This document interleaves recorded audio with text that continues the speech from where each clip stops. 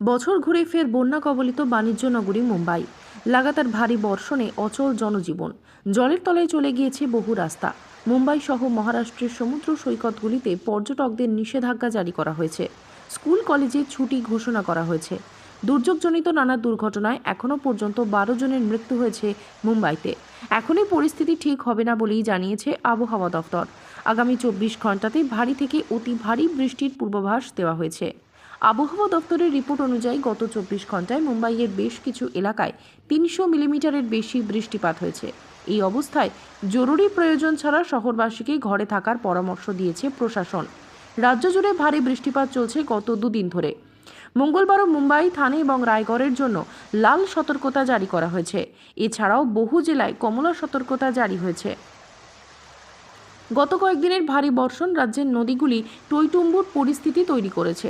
একাধিক নদীর জল বিপদসীমার কাছাকাছি রয়েছে।